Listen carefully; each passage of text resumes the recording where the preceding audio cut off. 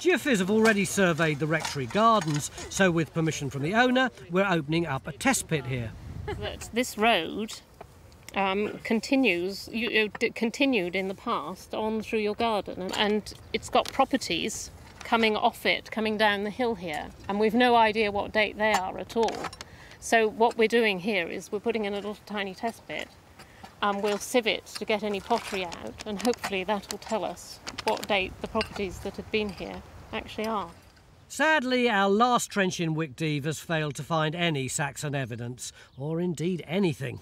We're going to close down our trenches here, and Phil will go over to the church dig at Wickhammon, where we've got some breaking news.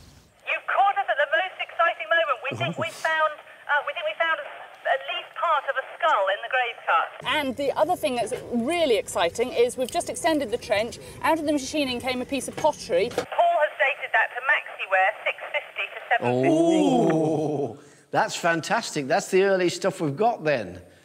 I know it is beginning to raise the possibility that there is activity, including burials, on this site, right from the Middle Saxon period.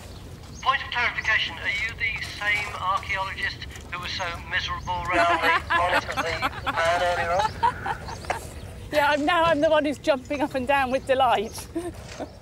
Fantastic. We have got an in-situ burial, and it could be 1,300 years old, although it has been disturbed by later building on this site. We've got this grave cut here. The skull would have been just under the wall here, but as you can see, because they were building the wall, they've messed around with it, and the skull has actually travelled down to here. None of the bones are articulated, they're just a jumbled mess. And here we have some of the teeth. That's hardly worn at all. That's like a juvenile or a young adult, yeah. isn't it? The piece of Maxiware, this lovely little chunk, that actually came out of the machining from just a little bit further away, from here. So it's a couple of metres from the burial. Shows activity happening in the same area, but doesn't actually date it, can't really be related to it. Sorry if I got your hopes up earlier.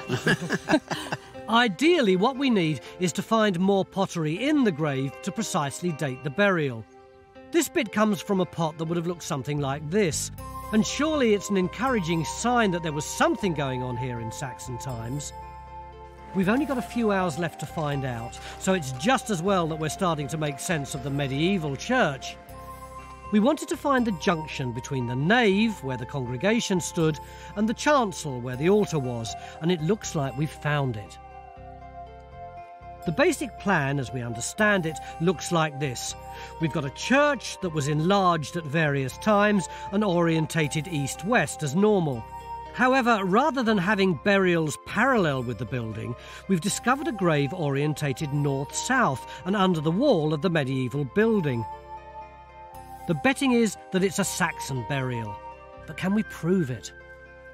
I'm hoping we've at last found the oldest bit of this village, the original Saxon settlement that would have been called Wick.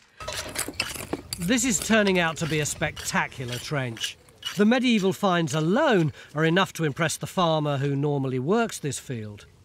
And lots of lovely small metal finds. Quite incredible that you can find these. Well, these were with the help of the metal detectorists, and we've got some rather wonderful things. I mean, this is just a pin, but when you're in a churchyard, it's almost certainly a shroud pin. And then we've got a coin. This is a halfpenny of one of the Henrys from the London Mint, probably Henry VI, sometime in the 15th century. But this is the most interesting. It's like a hinge. It is like a hinge, yes. When you turn it over, you can see it's got a little hole in the bottom. Now, that would have fitted on a strap on the cover of a book, and this would have fitted over a peg on the other cover. And through the hinge, you'd have put a cord, so you could have pulled it off to open your book. And this dome stops the leather cover from rubbing on the wood of the shelf or the lectern. And in its heyday, this church would have been well attended and a very important meeting point for the area. For the whole village, yes. Yes, it would have been absolutely the heart of the village. Oh, absolutely. Hello, my name's John Gator. Time Team is fan-funded by Patreon. This vital support helps us to make new episodes. Joining Patreon gives you access to exclusive interviews, 3D models and masterclasses, plus lots more.